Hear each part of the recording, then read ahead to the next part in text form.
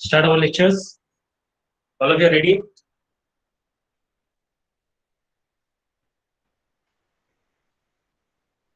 There is a new topic or new subject. Name is business law.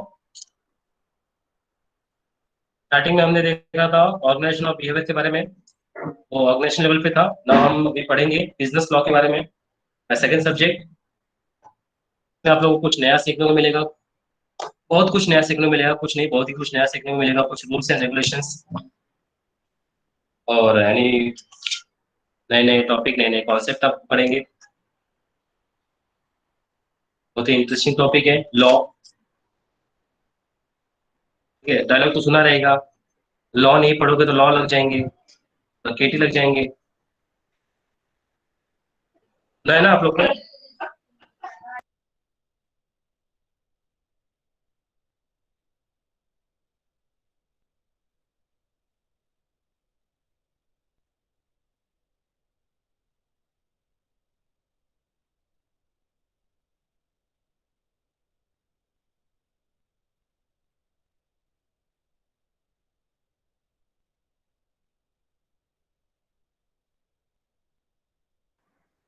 क्या हो गया, law का नाम सुन के रिप्लाई बंद हो गया?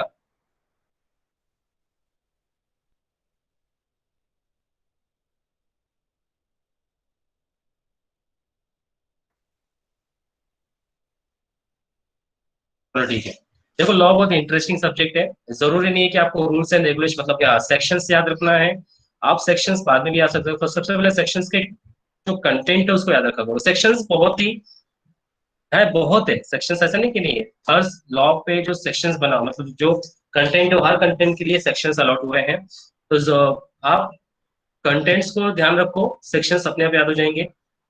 आपका कंटेंट इंपॉर्टेंट होना चाहिए। ठीक है, तो बात करते हैं हम लोग बिजनेस लॉ की। तो बिजनेस लॉ का स्टार्टिंग करते हैं हम लोग। सबसे पहला law, what is the law? कौन बताएगा मुझे लॉ के बारे में? What is the law? Your opinion. Discussion चलता रहना चाहिए, discussion methods. What is the law? Very good, roll number 11 सबसे पहला आंसर आ गया। लगता है पहले से टाइप करके रखे थे, खाली सेंड करने का वेट कर रहे थे। वेरी गुड, सही है, रूल्स एंड रेगुलेशंस। और कौन बताएगा? कायदा कानून। हम यहाँ पे कायदा कानून को इंग्लिश में पढ़ेंगे रूल्स एंड रेगुलेशंस। गुड, ठीक है। Rules and regulations. और एनीबडी एल्स?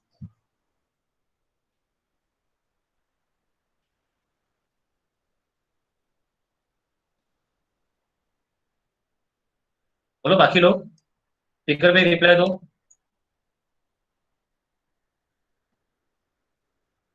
तो गलत सही सोचो मत बच्चा लोग। आप लोग जो बताओगे मैं उसको इम्प्रूव करूंगा। आप लोग बताओ मुझे, रिवर्ट करो। जैसा डिस्कशंस करे थे वो भी मैं वैसे इसमें भी डिस्कशंस करो।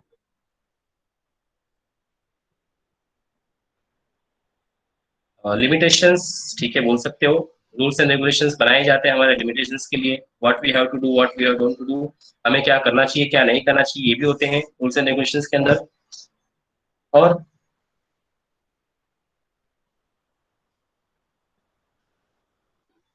Guidance, very good. It is related to guidance. Rules and regulations in particular country should follow according to their law. Okay, सही है। मतलब हर चीज घूम फिर के किस पे आ जाती है? रूल्स एंड रेगुलेशंस पे।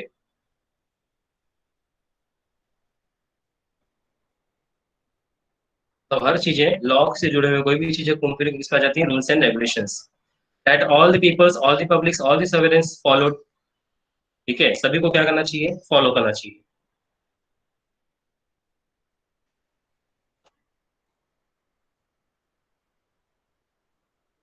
ओके, तो लॉ का मतलब होता है rules and regulations, set of the conduct imposed on the public for the conducting better way. उन्हें क्या करना चाहिए क्या नहीं करना चाहिए ये भी डिपेंड करता है लॉ पे। तो लॉ क्या होता है? इट्स रूल्स ऑफ कंडक्ट या बॉडी ऑफ प्रिंसिपल्स। प्रिंसिपल्स मतलब वहां पे दो तरह के प्रिंसिपल्स होते हैं। एक जो एजुकेशन लेवल पे जो चेयर पे बैठे हैं उनको प्रिंसिपल पी एल बोला जाता है, और जो पीएलई होता है वो रूल्स एंड रेगुलेशंस। तो यहाँ पे होता है पीएलई का बात करते हैं हम लोग। मतलब बॉडी ऑफ प्रिंसिपल्स मतलब rules and regulations recognized and applied by the states in the administrator of justice. एक तरह का सिक्योरिटी भी देखा जाता है ये, keeping the peace of need security of society, ये भी देखा जाता है, वही चीज मैं बता रहा हूँ। तो अंडरस्टैंड द लॉ मतलब क्या होता है? लॉ का मतलब होता है रूल्स एंड रेगुलेशंस, या आप बोल सकते हो बॉडी ऑफ प्रिंसिपल्स, या आप बोल सकते हो रूल्स ऑफ कंडक्ट। अंडरस्टैंड? समझ में आ रहा है आप लोग को?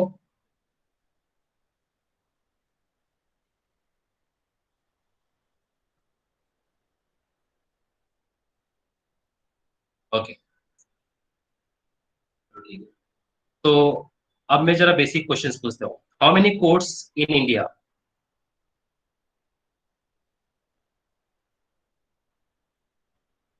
बताओ, कोर्ट्स कितने होते हैं इंडिया में?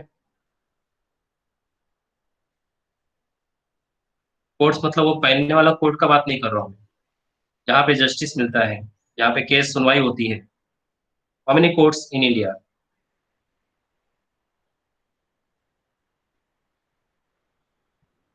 Classification of court, the question is.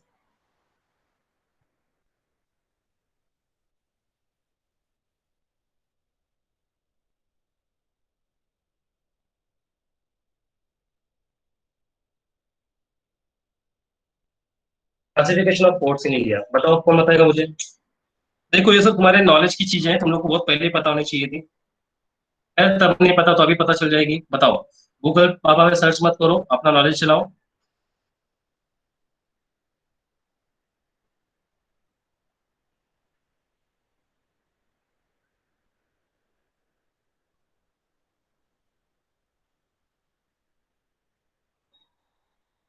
20+ है कोर्स। चलो ठीक है, 25 कोर्स हैं। देखा, गूगल पापा सर्च कर लिया। तुम लोग ने काउंट किया रहेगा, तुम लोग ने सर्च किया रहेगा टोटल कोर्स। तुम लोग ने सर्च किया रहेगा टोटल कोर्स इन इंडिया, या तो पता रहेगा, उन लोगों ने बोल दिया रहेगा कि हाँ 25+ है, 20+ है।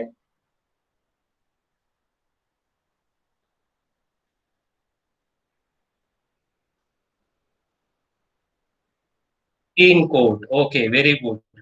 14, 3 कोर्ट, कौन से? High court and supreme court, very good. 43, अभी देखो आंसर आ रहा है, धीरे धीरे आप लोग का आ रहा है answer. High court and supreme court, और कौन सा एक होता है? District court, very good. एक डिस्ट्रिक्ट लेवल पे होता है।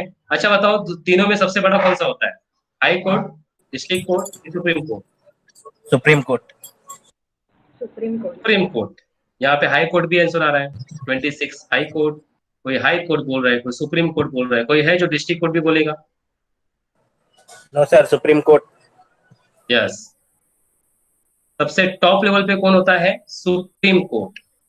Last case, last final decision taken by the supreme court, जिसको जो न्यूज वगैरह ज्यादा देखते रहेंगे, या जिन्होंने अभी लॉकडाउन में न्यूज ज्यादा देखा रहेगा, वो अयोध्या भूमि पे, अयोध्या का केस, राम जन्मभूमि का केस कौन से कोर्ट ने हैंडल किया था?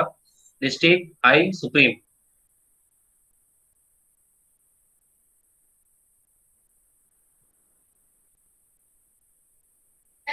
बोलो।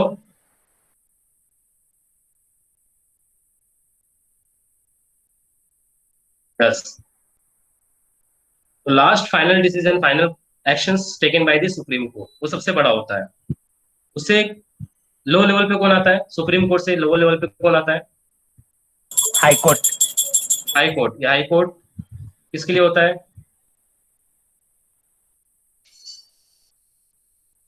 हाई कोर्ट, हाई कोर्ट इस अलग अलग लेवल पे होता है। हर एक, मतलब हर एक स्टेट का हाई कोर्ट, जैसे बॉम्बे हाई कोर्ट हो गया, हरियाणा हाई कोर्ट हो गया, यूपी हाई कोर्ट हो गया, ठीक है, छत्तीसगढ़, मतलब हर एक स्टेट का एक हाई कोर्ट होता है। अंडरस्टैंड? जैसे हर एक बैंकों का यस एक सर। बैंक होता है, आरबीआई, उसी तरह से हर एक स्टेट का एक हाई कोर्ट होता है। हाई कोर्ट के बाद ही आते हैं सुप्रीम कोर्ट, और ये एक ही होता है। तो ठीक है, तो हाई कोर्ट के लोअर लेवल पे कौन आता है फिर? District court. District court. अब हर एक स्टेट्स में, हर एक स्टेट में बहुत सारे डिस्ट्रिक्ट होते हैं। हर एक स्टेट में बहुत सारे डिस्ट्रिक्ट होते हैं, तो हर एक डिस्ट्रिक्ट को हैंडल करने के लिए डिस्ट्रिक्ट कोर्ट बनाए जाते हैं। ठीक है, तो understand the level of courts in India. समझ में आया सब लोग को level of courts in India, starting from the district court to the high court to the supreme court. अच्छा, मान लो किसी को कंप्लेंट करना है about the good quality product, या जो तुमने प्रोडक्ट खरीदा है उसके लिए, तुम कौन से कोर्ट में कंप्लेंट करोगे, केस फाइल करोगे? District court. District district court. District court. Yeah. Okay, गलत। Under the district court you have to file the case against the consumer court. हमने सिर्फ लेवल का बात किया है, district, high court, supreme court. Under this court, इसके अंदर भी बहुत सारे कोर्ट डिवाइड किए हुए हैं। कंज्यूमर फोरम पे केस है, क्रिमिनल केस है, फिर अलग अलग टाइप के केसेस को, अलग अलग टाइप के सेक्शंस को और अलग अलग टाइप के सिचुएशंस को अलग अलग जगह पे रखा हुआ है। डिस्ट्रिक्ट में भी बहुत सारे कोर्ट्स होते हैं। हमने 3 लेवल का कोर्ट्स पढ़ा है, डिस्ट्रिक्ट, हाई और सुप्रीम कोर्ट। डिस्ट्रिक्ट जो होता है उसमें भी बहुत सारे कोर्ट्स होते हैं। सब केसेस को एक जगह पे सॉल्व नहीं किया जाता, हर एक अलग अलग केसेस को अलग अलग जगह पे सॉल्व किया जाता है। Can anybody can visit the CBD Belapur court? किसी ने विजिट किया है सीबीडी बेलापुर कोर्ट या तो फिर थाने कोर्ट? विजिट किया है किसी ने? No, No, sir. नहीं विजिट किया है। अपना नई मुंबई का कोर्ट कहाँ पे है? सीबीडी बेलापुर। और थाने एरिया का, थाने जो रीजनल एरिया है उसका जो कोर्ट कहाँ पे है? थाने में। आते जाते दिखता रहेगा आप लोग को, अगर गए रहोगे कभी घूमने के लिए। घूमने लायक नहीं है वो, कोर्ट है वो। ठीक है, सोचना मत कि जाए घूमने, चलो हाथ में हाथ डाल के घूमने जाते हैं, ऐसा सोचना मत कभी। तो इन दिस कोर्ट, आप जो डिस्ट्रिक्ट का बात कर रहे हो, ठीक है, डिस्ट्रिक्ट में आपने, मैंने केस पूछा आप लोग कि अगर आपको कोई प्रोडक्ट के बारे में कंप्लेंट करना है, यानी प्रोडक्ट आपने कुछ परचेस किया है तो आपको उसके बारे में कंप्लेंट करना है।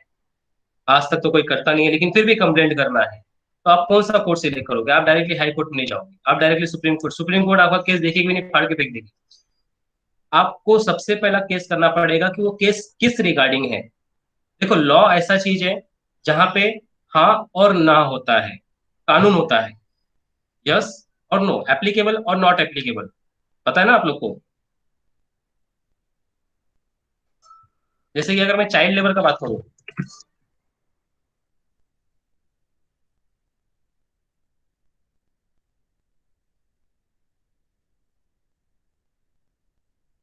अगर मैं चाइल्ड लेबर का बात करूं तो चाइल्ड लेबर इंडिया में कानूनन अपराध है, यस और नो?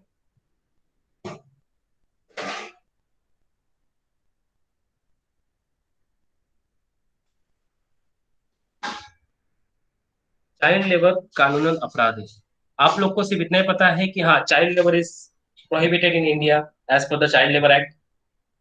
18 साल से कम उम्र वाले बच्चों को काम करने का अधिकार नहीं है या काम नहीं करा सकते हो। लेकिन इसमें यस भी होता है, जो नो है उसमें यस भी होता है, उसमें भी एप्लीकेशन किया गया है, उसमें भी अप्लाई किया गया है, उसमें भी चेंजेस किया गया है। आपने यस बोल दिया कि हाँ अप्लाई नहीं, लेकिन जो नो है वो नो के अंदर भी सर्टेन टर्म्स एंड कंडीशंस है। अगर ऐसा होता तो जो फिल्म इंडस्ट्री में जो छोटे छोटे बच्चे काम करते हैं, they are all the child labour. हो सकते कि नहीं हो सकते?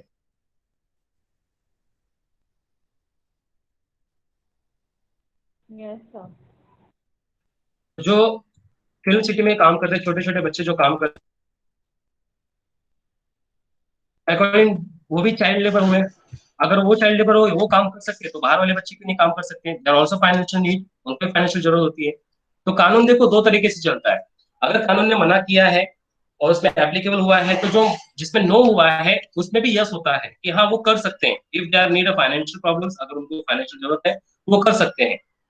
लेकिन किसी से जबरदस्ती करवाना ये एप्लीकेबल नहीं है। अंडरस्टैंड?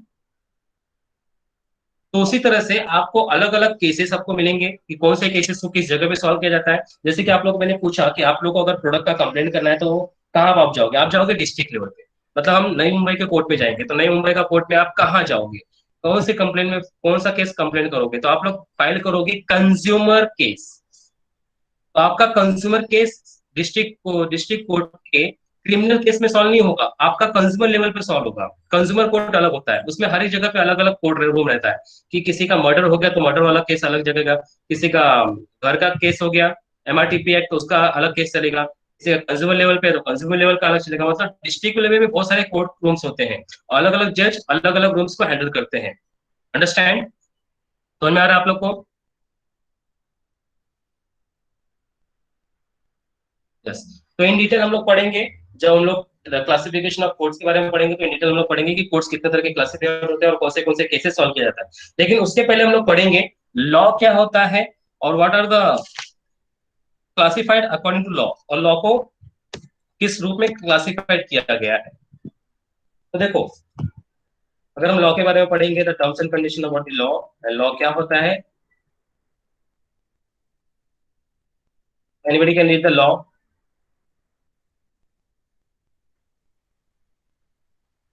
कोई रीड करेगा लॉ के बारे में? So can I read? Yes. Law, a binding custom or practice of the community, a rule of conduct or action prescribed or formally recognized as binding or enforced by a controlling authority. A okay. rule usually made by. So आगे पढ़ने का है.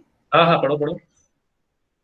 A rule usually made by the government of a country that is used to order the way in which the society has to behave.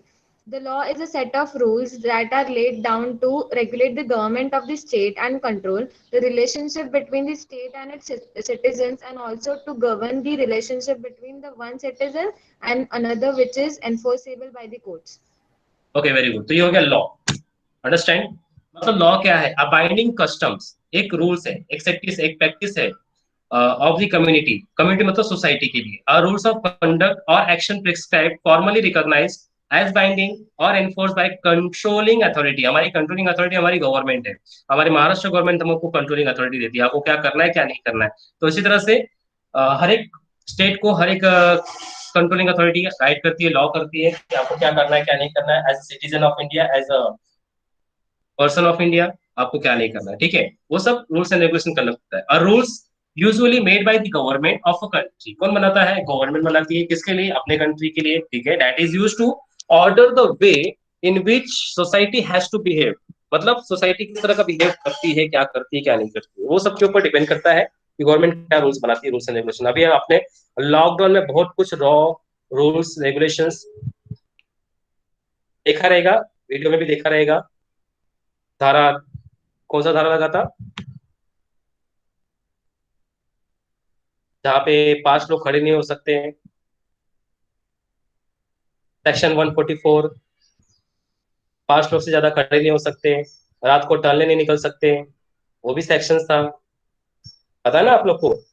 According two sections के हिसाब से आपको rules बताया जाता है और आपको उसका फॉलो करना चाहिए। तो ये चीज आपने बहुत ये क्या है देखा रहेगा लॉकडाउन के तहत। आगे देखते हैं, the law is a set of rules that laid down, आपको लिखाया गया बताया गया, the rule regulate and government of the states and control relation between the states and its citizens. State का और सिटीजंस जो भी हम लोग हैं, we are the citizens of state और we are the citizen of India. And also to govern the relation between the one citizen, और क्या रिलेशन क्या है एक सिटीजन का दूसरे सिटीजन पे, और एनफोर्सेबल बाय द कोर्ट, क्या रखा गया है तुम्हारा मेरा रिलेशन अकॉर्डिंग टू लॉ क्या होना चाहिए, किस तरह का बाइंडिंग होना चाहिए। ठीक है, ये बहुत सारे अकॉर्डिंग टू लॉ हमको निभाना पड़ते हैं। अगर एक महीने से देखोगे तो बहुत कुछ गलत है, दूसरे महीने से देखोगे तो बहुत कुछ सही भी है, और तीसरे नजर से देखोगे तो कुछ गलत है और कुछ सही है। ये सब रिलेशंस होते हैं, और आपका जो एक्सप्रेशन है, आपका जो बोलने का अधिकार है, उस पर भी इम्पोस्ट किया गया है कि आपको किस चीज के बारे में बोलने का अधिकार है और किस चीज के बारे में बोलने का अधिकार नहीं है, किस पे आपको डिस्कशन करने का अधिकार है, किस पे आपको डिस्कशन करने का अधिकार नहीं है ना, ये सब चीजें। अभी आपको पता है रिसेंटली केसेस हुआ था, एक कॉमेडियन पे केस हुआ था,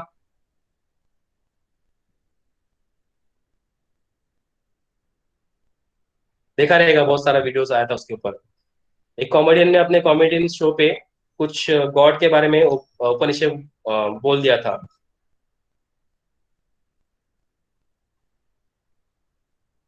जो भी है नाम I don't know, but case याद रखो, कौन था उसको नाम नहीं, वो केस याद रखो। तो उसका एक लॉ रहता है कि आप इन चीजों पे नहीं बोल सकते हो। अकॉर्डिंग एक्ट तहत उसके ऊपर गिरफ्तारी हुआ, केस हुआ, तो ऐसे भी चीजें हैं। आप लोग सोच समझ के जो भी आगे बढ़ोगे या इन फ्यूचर जो भी काम करोगे, तो सोच समझ के आपका एक एक वर्ड आपको नोटिस करना पड़ेगा। तो उसके लिए भी अकॉर्डिंग टू सेक्शंस के हिसाब से लॉ है। ये भी लॉ आपको सिखाती है कि आपको क्या बोलना चाहिए, क्या नहीं बोलना चाहिए। ओके, तो यही सब होता है कि एक सिटीजन का दूसरे सिटीजन पे या कोर्ट बाय दिए गए आदेश पे आपका क्या रोल्स रहता है, वो आपको फॉलो करना है। तो ये होता है लॉ। क्लासिफिकेशन ऑफ लॉ, कितने तरह के क्लासिफिकेशन है लॉ में? एक तरह के क्लासिफिकेशन से लॉ में 10 तरह के क्लासिफिकेशन से। पहला पब्लिक लॉ के लिए, दूसरा private law, criminal law, civil law, substantial, procedural, municipal, international, common law, equity law. तो कितने लॉ है total? 10 laws. Public, private, criminal, civil, substantial या substantive, procedural, municipal, international, common, equity. याद करो, मुझे बताओ। I am giving the 30 seconds, याद करो इसको फटाफट, मुझे बताओ one by one.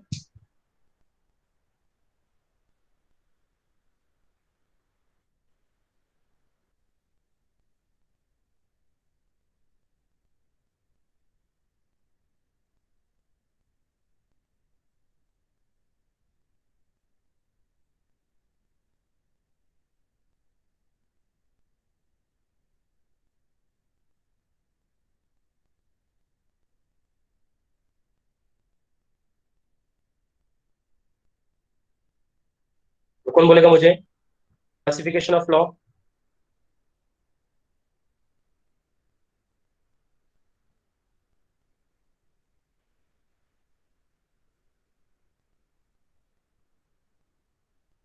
What are the classifications of law? बताओ मुझे फर्स्ट।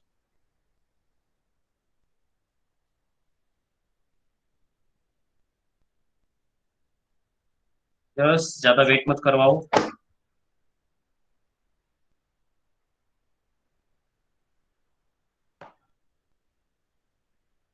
देख लो एक बार और।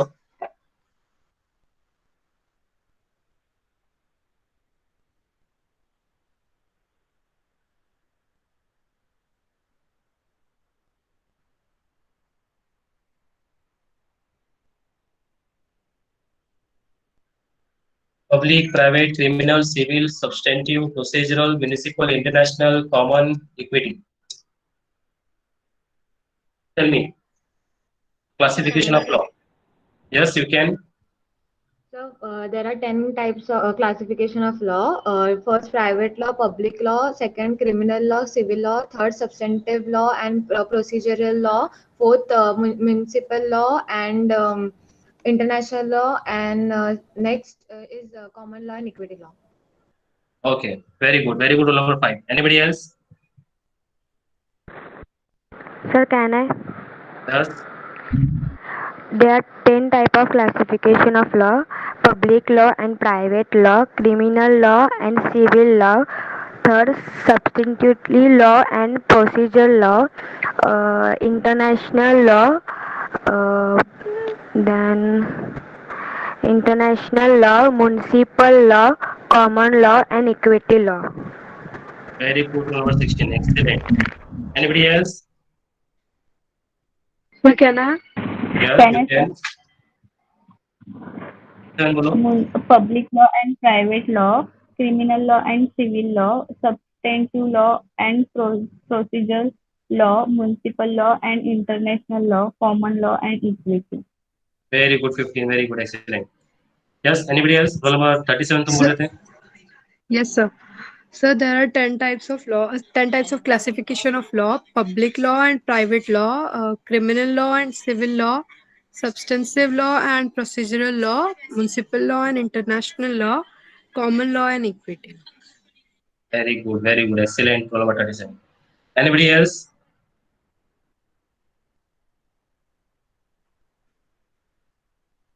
Private law, public law, criminal law and civil law, substance and procedure law, municipal law and international law, common law and equity law. Very good. Very good. Rule number 14. सही है। तो understand the classification of law. इससे आपको बहुत कुछ, देखो मेरा इतना करने का उद्देश्य यही है कि आप लोग को हर एक चीज के बारे में पता चले, इन डिटेल पता चले कि आप लोग क्या पढ़ रहे हो। अंडरस्टैंड, आप लोग को हर एक सब्जेक्ट के बारे में पता होना चाहिए कि आपके सब्जेक्ट में आप क्या पढ़ रहे हो। अगर आपको सब्जेक्ट में आपको 90% या 10% भी नॉलेज बहुत मिल जाता है तो आप लोग आगे बहुत कुछ कर सकते हो। तो इसीलिए हर एक चीज याद रखो, इन डिटेल याद रखो। अभी आपने पढ़ा लॉ, क्लासिफिकेशन ऑफ लॉ, तो आपको पता चला कि आपका क्लासिफिकेशन ऑफ लॉ में कितने लॉ होते हैं। प्राइवेट लॉ होते हैं, पब्लिक लॉ होते हैं, क्रिमिनल लॉ, ठीक है, सिविल लॉ, उसके बाद substantive, procedural, municipal, international, common and equity. अब इन सब के बारे में हम डिटेल पढ़ेंगे, one by one we have to study in detail about this. तो सबसे पहला है public law. Public law is a law that is concerned with the relationship of the citizen and the state। अगर ऐसा कुछ पूछ लिया कि वो कौन सा लॉ है, वो कौन सा लॉ है कि जिसका रिलेशनशिप, जिसका स्टैंडर्डशिप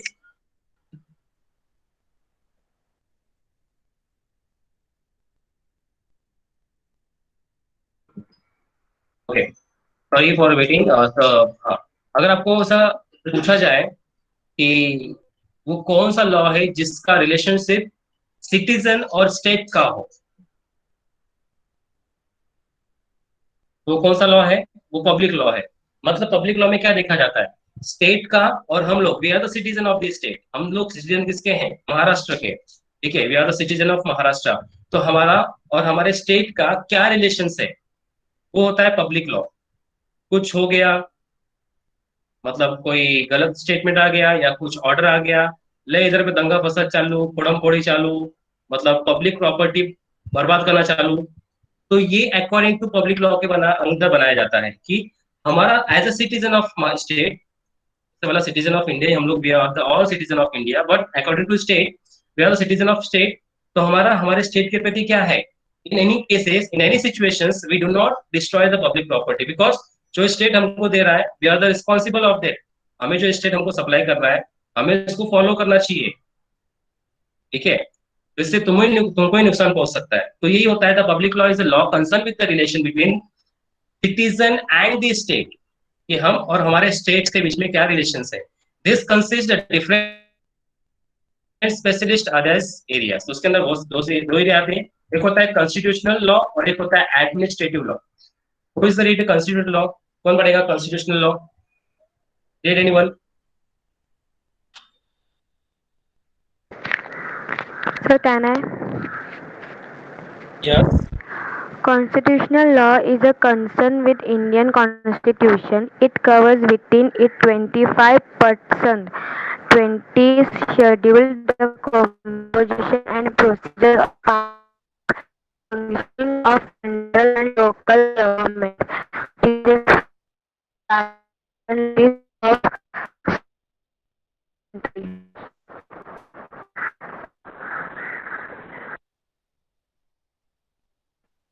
बोलो, संदर्भ network issue.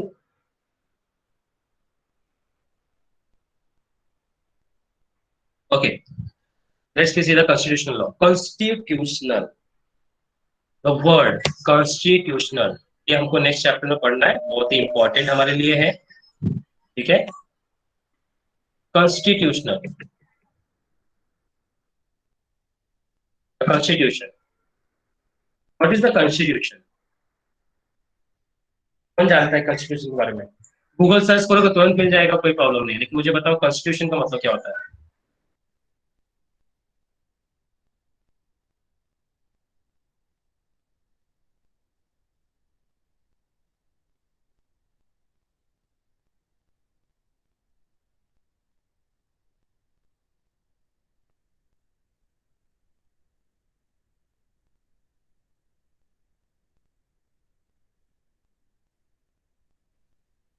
Constitution since book of law, okay.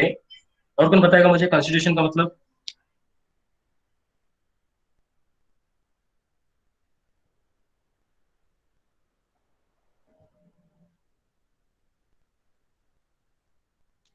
Anybody else? Constitution कौन बताएगा मुझे, व्हाट इज द कॉन्स्टिट्यूशन? क्या बोला जाता है कॉन्स्टिट्यूशन को?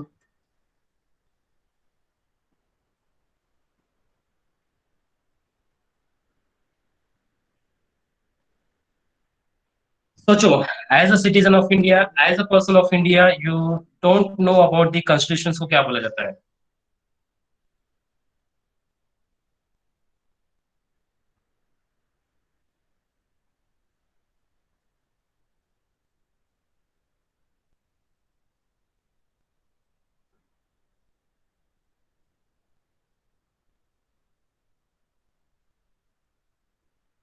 किसी को नहीं पता है कॉन्स्टिट्यूशंस?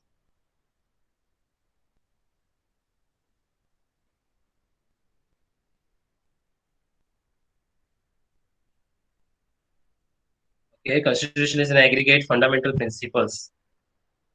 बहुत लोग को पता है, बहुत लोग ने सुना भी है, लेकिन बहुत लोग को याद नहीं है कि इसको क्या बोला जाता है। अच्छा, डॉक्टर भीमराव अंबेडकर जी ने क्या लिखा था?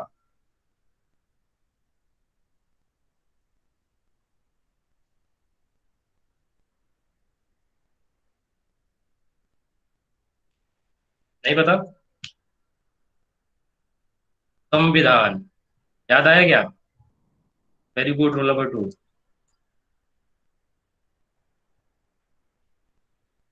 कॉन्स्टिट्यूशन को क्या बोला जाता है? द कॉन्स्टिट्यूशन ऑफ इंडिया, मतलब भारत का संविधान।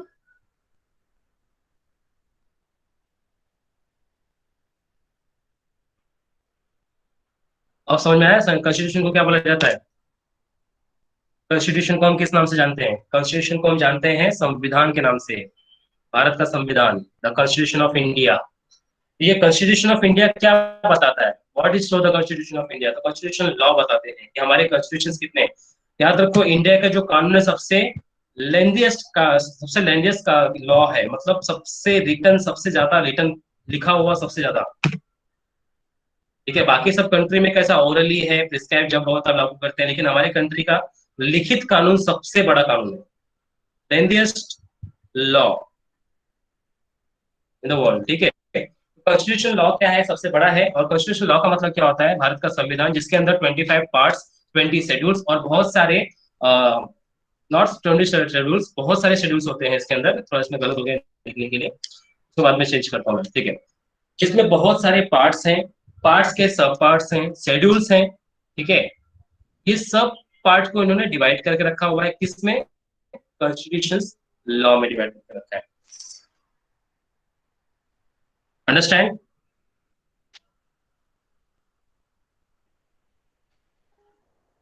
हाँ, मतलब पहले 22 पार्ट्स थे, 22 parts. The constitution of India में पहले 22 पार्ट्स थे, अभी 25 पार्ट्स हो गए हैं, जिसमें 12 शेड्यूल, अभी 12 शेड्यूल को इंक्रीज करके 20 शेड्यूल्स बना दिए गए हैं। ये न्यू कॉन्स्टिट्यूशन से पहले, पुराने पहले जब स्टार्टिंग में था, तब जो पार्ट्स थे 22 पार्ट्स और 12 शेड्यूल्स थे, और जिसमें 441 आर्टिकल्स थे। लेकिन अभी के इसमें 25 पार्ट्स हो गए हैं, 20 शेड्यूल्स हो गए हैं, और 490 समथिंग आर्टिकल्स हो गए हैं। मतलब हर एक पार्ट्स में, हर एक शेड्यूल्स में उनके अंदर क्या क्या चीजें बताई गई हैं, कौन सी रूल्स एंड रेगुलेशन रखा गया है, वो सब कॉन्स्टिट्यूशन के अंदर। इसलिए सबसे बड़ा लेंडिएस्ट कॉन्स्टिट्यूशन, रिटर्न कॉन्स्टिट्यूशन हमारे इंडिया का है। अंडरस्टैंड सब लोग? समझ में आया सब लोग को? Yes, sir. ओके, तो पब्लिक लॉ के अंदर सबसे पहला बताया गया है कॉन्स्टिट्यूशनल। आपके कॉन्स्टिट्यूशन में क्या लिखा गया है? आपका कॉन्स्टिट्यूशन क्या कहलाता है? आपका कॉन्स्टिट्यूशन बताता है citizenships and the fundamental rights and liabilities of the citizenships of a country. मतलब क्या? ये जो आपका शेड्यूल्स, कंपोजिशन ऑफ प्रोसीजर रखा गया पार्लियामेंट में, the functioning central and local government, जो आप सेंट्रल गवर्नमेंट को, लोकल गवर्नमेंट को फंक्शन प्रोवाइड करना, मतलब जो फंक्शन काम करना है, वो किसके लिए करना है? Citizen and fundamental liabilities of citizen. Citizen मतलब कौन?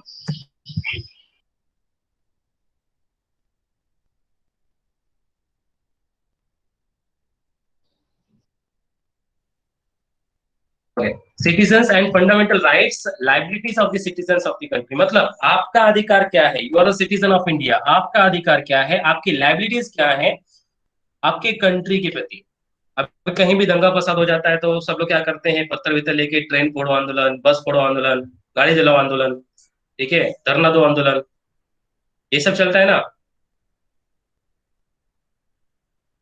होता है कि नहीं होता है? Yes, sir. ज्यादा होता है। यस नहीं, ज्यादा होता है, बहुत ज्यादा होता है। मतलब गलती किसी और का, भर कोई और रहा है।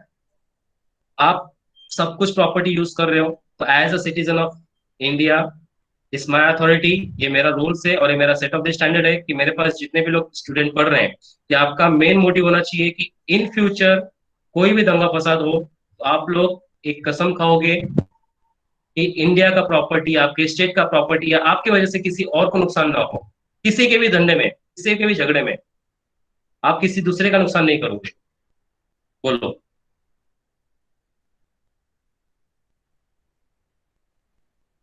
आप जिस जगह पे रहते हो आपको रहने की सुविधा दी गई है, आपको सब कुछ दिया गया है, आप उस देश का मिट्टी यूज कर रहे हो, उस देश में रह रहे हो, तो आपका ये अधिकार नहीं है कि किसी और के कहने पे कुछ और कर दे, या कोई पॉलिटिकल लीडर्स ने बोल दिया कि चलो हम आंदोलन करते हैं, ट्रेन फोड़ो, बस जलाओ, ये जलाओ, किसी का घर उजाड़ो, मतलब कुछ भी करो।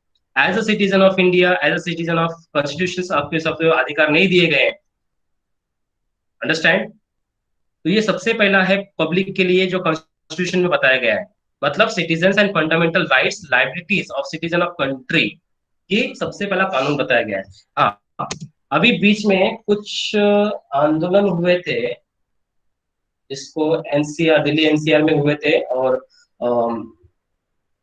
जिसमें बहुत सारे, यूपी में पता है आपको, यूपी में बहुत सारे घर और मार्केट या बसेस को जला दिए गए थे। तो यूपी गवर्नमेंट ने क्या किया?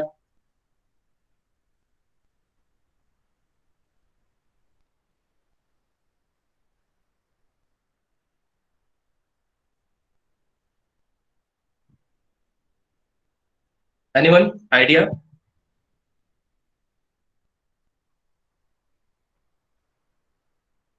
आइडिया। उज्जैन में एक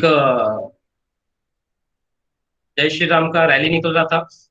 उस रैली में कुछ घर वाले के लोगों ने पत्थर फेंके थे रैली में। वो वीडियो देखा रहेगा आप लोग ने,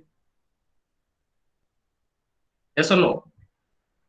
उज्जैन में हुआ था, रैली निकला था, रैली में कुछ घर के ऊपर से कुछ लोगों ने पत्थर फेंके थे। ऑन द स्पॉट अगले दिन गवर्नमेंट ने एक्शन लिया और घर ही गायब कर दिया वहां से। तो ऐसे भी सिचुएशन होती है। यूपी में कुछ कांड हुआ था, यूपी में कुछ आंदोलन हुए थे, तो बहुत सारे जो दंगाई लोग थे, जो मतलब they are not a part of the Indian citizens, उनको बोला भी नहीं जाता है, तो उन लोग ने क्या किए थे, बहुत सारे पब्लिक प्रॉपर्टीज को नुकसान पहुंचा दिए थे, घर जला दिए थे, बस जला दिए थे। तो ऐसे लोग को पकड़ पकड़ के यूपी गवर्नमेंट ने उनके घर से वसूल कर लिया, मतलब वसूला, फाइन चार्ज किया। मतलब पहले कैसा होता था कि भीड़ में पब्लिक कुछ भी कर देती है तो भीड़ को सजा मिलती नहीं थी, लेकिन उसको आइडेंटिफाई कर करके सबके घर वालों से पैसा वसूला। ये केसेस हुआ था अभी रिसेंटली 2020 में केसेस हुआ था। ठीक है, यही होता है कॉन्स्टिट्यूशनल लॉ, कि आपको क्या अधिकार है, आपको क्या अधिकार नहीं है। और सबसे पहला आप लोग यही चीज सीखोगे यहाँ पे, कि कोई भी किसी के ही भड़काने पे किसी और का नुकसान ना हो। आप जिस जगह पे रह रहे हो, जो जगह को यूज कर रहे हो, बस को, टैक्सी को, रिक्शा को, किसी के बाइक को, किसी के पर्सनल प्रॉपर्टी को आप टच नहीं करोगे किसी के बोलने से। अंडरस्टैंड? ये आपका संविधान कहता है, लेकिन आपके जो संविधान को चलाने वाले हैं वही लोग आपको बोलते हैं ये सब करो। तो be aware, as a citizen, responsible citizen of India, इस तरह का किसी भी चीज में आप हिस्से नहीं लोगे। अंडरस्टैंड?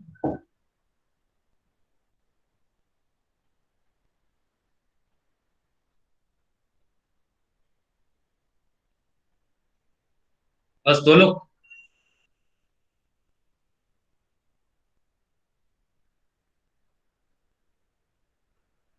ये सब क्वेश्चन मैं बाद में पूछूंगा आप लोग से। अंडरस्टैंड? ईच एंड एवरीवन का रिप्लाई आना चाहिए।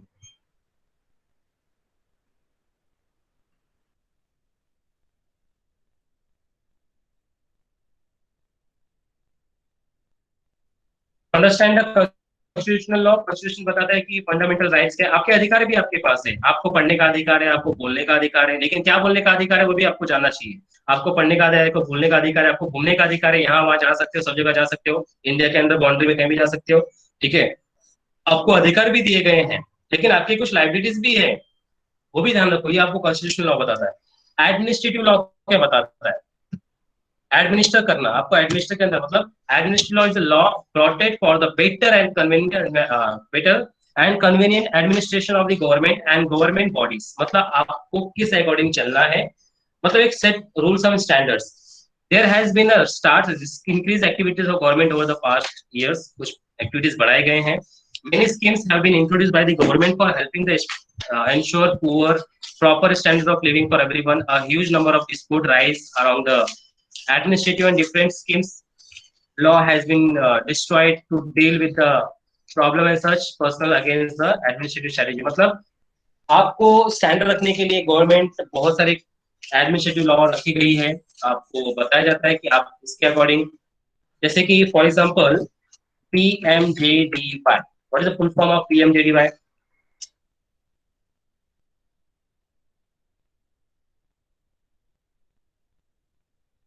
What is the full form of PMMDY?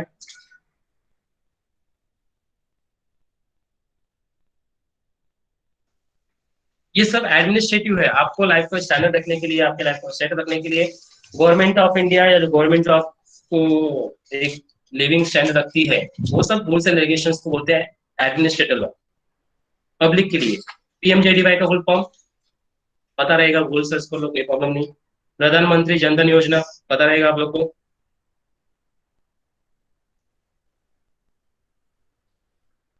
You know the प्रधानमंत्री जनधन योजना, प्रधानमंत्री मनधन योजना, PMMDY, प्रधानमंत्री मनधन योजना, कौशल विकास योजना, ग्रामीण सड़क योजना, APCL योजना, होम लोन,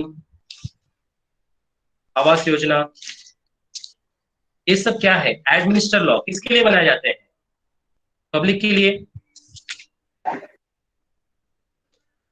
यस,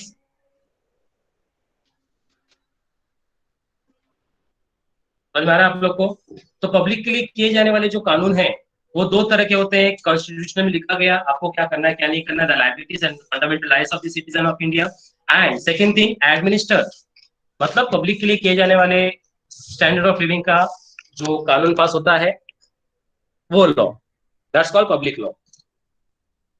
समझ में आया आप लोग को पब्लिक लॉ के बारे में? Yes, sir. यस, तो हमने पहला सबसे पहला पढ़ लिया पब्लिक लॉ। पब्लिक लॉ का मतलब क्या होता है? जो वो रिलेशंस जो स्टेट और सिटीजन का हो, मतलब हम और हमारा स्टेट्स में क्या रिलेशन है, हम हमारे इंडिया का क्या रिलेशन है, वो लॉ। उसके अंदर दो, हमारे कॉन्स्टिट्यूशन, हमारा संविधान क्या बोलता है हमें क्या करने के लिए, और दूसरा चीज हमारी गवर्नमेंट हमारे लिए क्या कर रही है, एडमिनिस्टर। हमारा संविधान जो बोलेगा वो कॉन्स्टिट्यूशनल लॉ, और हमारी गवर्नमेंट जो हमारे लिए करेगी वो एडमिनिस्ट्रेटिव लॉ। समझ में आएगा? बेसिक चीज है।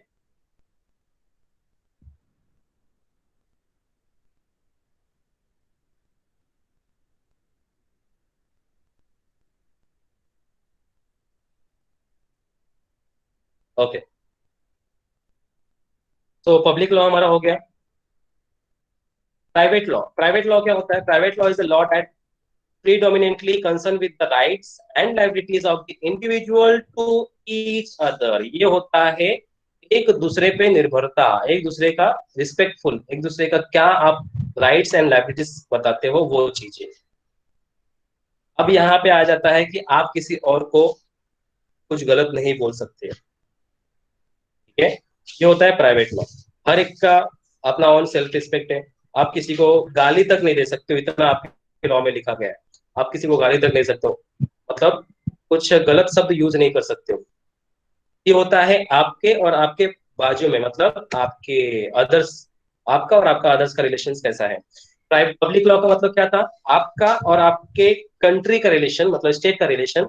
और प्राइवेट लॉ का मतलब आपका और आपके दूसरे के साथ, आप दूसरे के साथ किस तरह का बिहेव करते हो, rights of liabilities individual to each other, एक दूसरे में आप किस तरह का बिहेव करते हो। The involvement of the state area, law is restricted providing the proper method resolving the disputes which has arisen। झगड़ा खत्म करने का एक रीजन होता है लॉ, कि जो झगड़ा पैदा हुआ है झगड़ा तुरंत खत्म हो जाए। therefore the legal process gets started। उसी के बाद क्या हुआ, अगर देखो हमारे कंट्री का चलता रहता है, वो बहुत कम होता है, लेकिन सबसे ज्यादा कहाँ पे लीगल केसेस अराइज होते हैं? हम और हमारे पड़ोसी, या हम और हमारा जो जिससे हम जुड़े हुए हैं दूसरे लोग। तो इन्हीं से क्या होता है, केसेस स्टार्ट होते हैं। तो उनके लिए जो मेथड्स बनाए गए हैं वो सॉल्व करने के लिए यहाँ पे रखा गया है। The process get started by citizen who aggrieved and not by the state. Private law is also known as civil law. Private law को क्या बोला जाता है? सिविल लॉ बोला जाता है, ठीक है? कंसर्न विद क्रिमिनल लॉ, इससे जुड़ा हुआ ये सिविल लॉ क्रिमिनल लॉ से जुड़ा हुआ है। अब तुम लोग क्रिमिनल लॉ में बहुत कुछ बोल सकते हो कि सर किसी को मर्डर कर दिया, चैन स्नैचिंग, चोरी करना, डकैती करना, मारामारी करना, हार्म पहुंचाना, ठीक है, किसी को नुकसान पहुंचाना, ये सब क्रिमिनल लॉ और सिविल लॉ के अंदर आते हैं। Understand of you?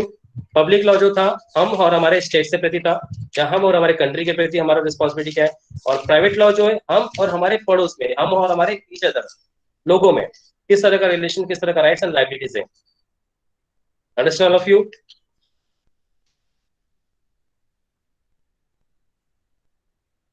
Yes, sir. समझ में आया तो फटाफट रिप्लाई करो।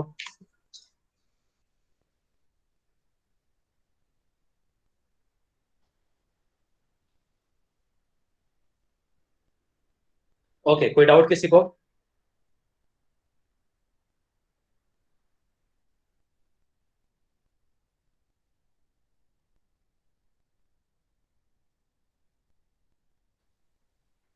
ओके ठीक है, तो कोई डाउट नहीं है, ठीक है।